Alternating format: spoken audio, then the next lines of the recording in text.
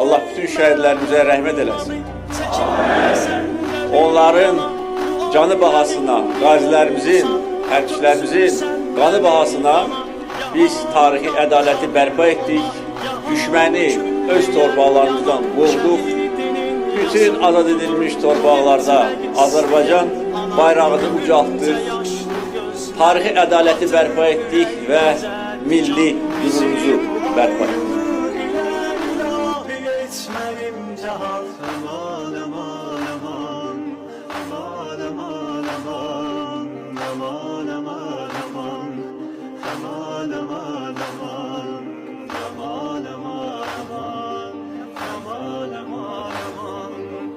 Şimdi soysuz Ermeni zaman döyüş zamanıdır. Bu halkı zulme yok diyen Hüseyinçiler mekanıdır.